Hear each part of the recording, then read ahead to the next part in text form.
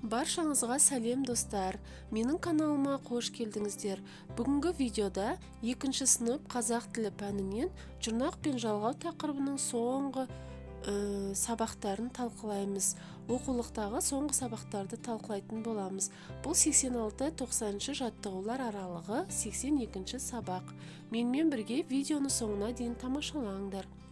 86 жаттығу мақалды жатқа жаз дейді. Сендер енді 1 сынып оқушысы емессіңдер, 2 сыныпта оқисыңдар, үлкен болдыңдар.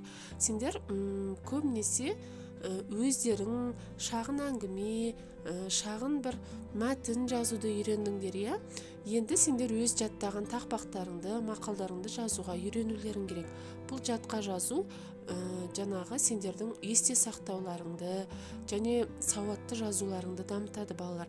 Сондықтан да мына 86 жаттығуда мақалды жатқа жаз дейді. Ол біріншіден сендер мақалды жаттайсыңдар, екіншіден оның жаңағы әрбір тыныс белгісін есте сақтайсыңдар. Сендердің есте сақтау қабілеттерің дамиды, жаттау қабілеттерің дамиды, және сендер сауаттылықтарың дамиды. Яғни сендер оны жазғаннан кейін, жатқа жазғаннан кейін сендер оны барынша қатесіз жазуларың керек. Бұл балалар соңғы сабақ болғандықтан бірден ескерте кетейін. Бұл оқулықтағы тапсырмалар өте оңай, және әрі видеода бүгін қысқа болуы мүмкін. Жақсы, мақалдың мағынасын қалай түсінесің дейді. Енді мақалдың өзін оқып көрейік. Тазалық денсаулық негізі, денсаулық байлық негізі. Енді қараңдар, осы мақалды кішкене талдап жүрейік. Тазалық денсаулық негізі дейді. Барлық бүкіл әлем бойынша балалар ең бірінші денсаулықтың негізі, ең бірінші денсаулығымызды күтеміз деп ойласақ, егер де біз деніміз сау болсын деп ойласақ, ешқай жеріміз ауырмасын деп ойласақ, ең бірінші барлық нәрседен тазалық сақтауымыз керек екен. Жеген ішкен тамағымыз таза болу керек, яғни жерде жатқан алманы, жерде жатқан бірдеңкені алып бірден ауызға салып жей салуға болмайды.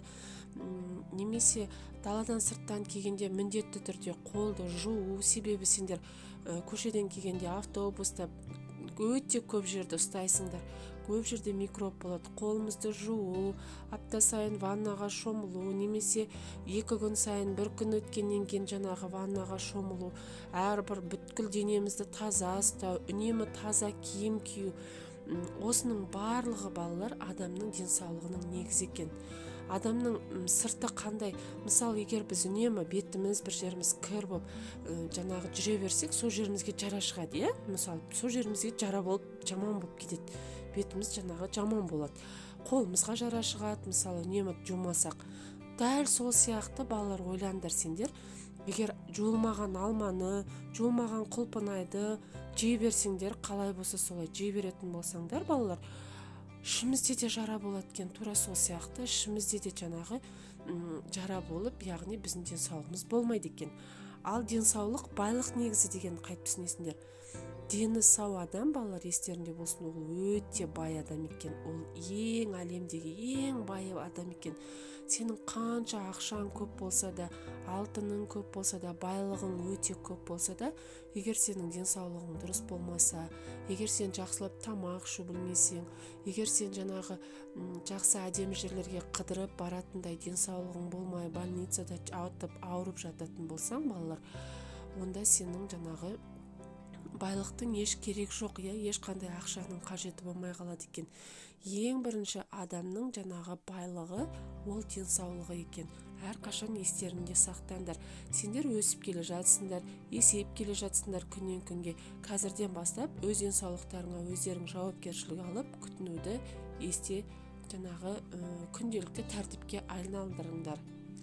Келесі 87 жаттығу балалар, ойлан тап дейді. Сәуленің інісі ауырып қалды. Қанша дәрі ішсе де ем болмады.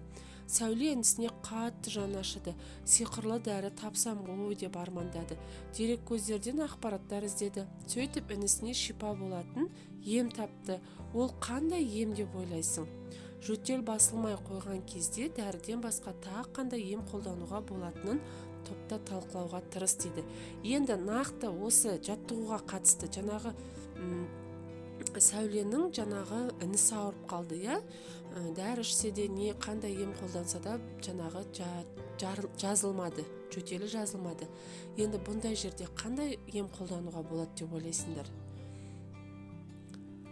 Жаңағы астындағы тапсырма бойынша жөтел басылу үшін тағы басқа қандай ем қолдануға болады дейді. Мысалы, көбірек су ішу керек, иә, жылы суды кішкене көбірек ішсе, мысалы, жөтелге жақсы көмектеседі екен.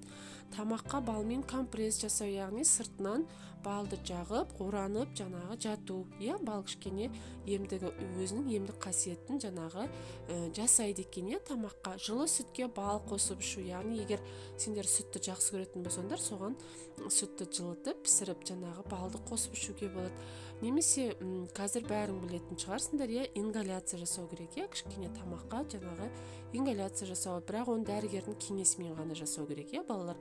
Оны кез келген нәрсемен жасай беруге болмайды.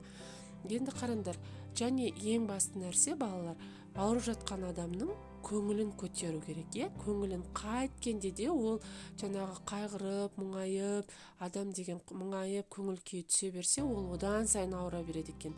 Ал егер адам деген көңіл күйі көтеріліп, күліп, жаңағы өзінің ауырып тұрғанын ұмытып, кішкене көңіл күйі көтерілетін болса, адамның ішінде өзінің жаңағы өзімен өзі жазылып кетеді екен, иә, яғни бір сиқырлы күш сияқты болып адам жазылып кетуге тырысады екен, жаңағы өзінің ауырып тұрғанын ұмытып кетеді екен, иә, міне сөйтіп адам ақырындап жазылып кетеді екен.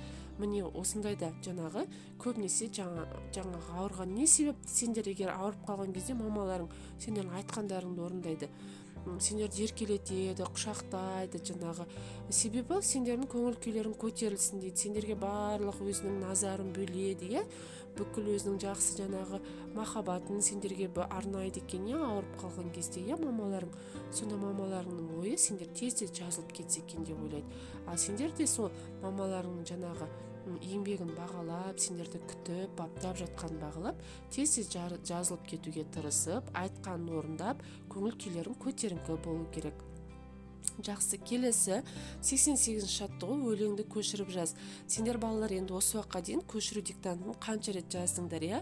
Көшіру диктанты деген сендердің жаңағы сауаттылықтарыңды арттыруға өте таптырмас жаңағы дүние екен.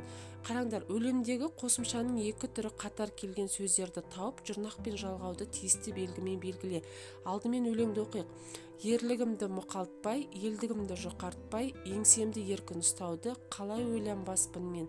Әбділда Тәжібаев дейді. Енді осы жердегі қосымшаның екі түрі қатар тұрған сөздерді табайық. Ол бізде ерлігімді, елдігімді. Не себепті деп ойлайсыңдар? Себебі, қараңдар, түбірі ер, лік деген жұрнақ, деген ол жаңағы жалғау екен, е? Д деген ол қайтадан жалғау екен. Яғни жалғаудан кейін жалғау жалған алады. Жалғаудан кейін жұрнақ жалғанбайды екен, е?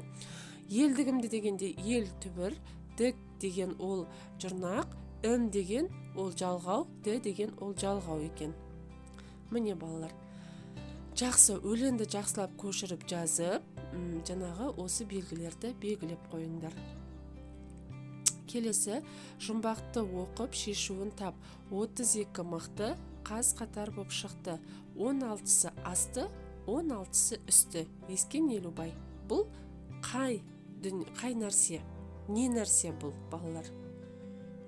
32 мықты. Әрине 32 дегеннен ақ білуге болады, иә? Бұл тіс, адамның тісі екен, е? Адамның аузында балалар 32 тіс болады екен, е? Енді тістің күтімі туралы өз ойыңды айт. Біз осы бөлім бойынша балалар көбінесе денсаулық, тазалық туралы көп айтып келе жатырмыз.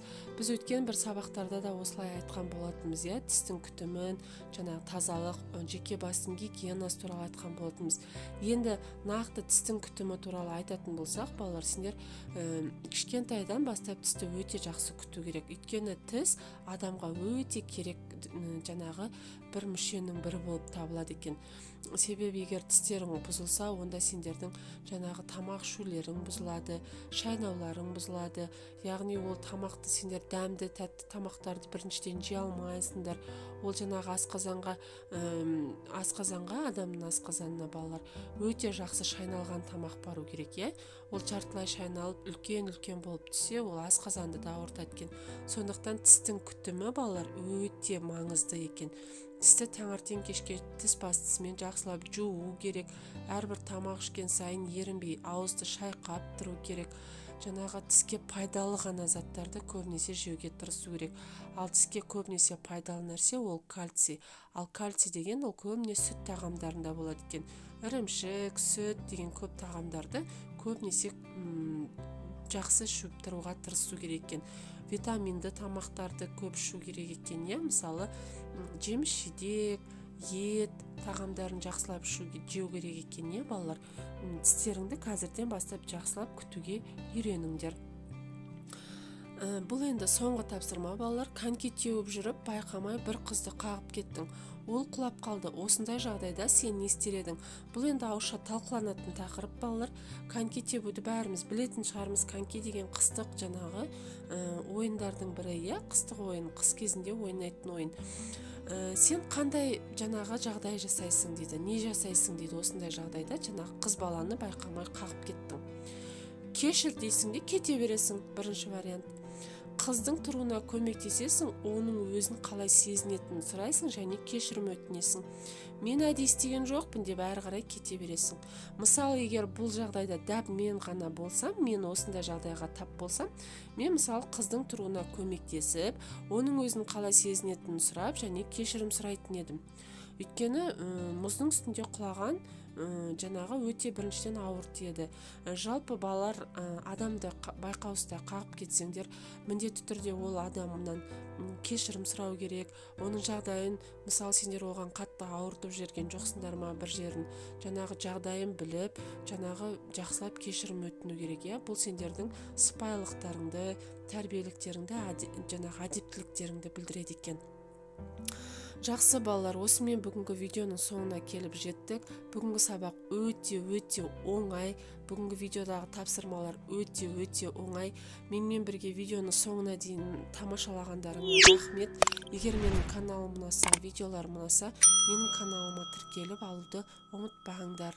Келесі видеода кездескенше сау болыңдар.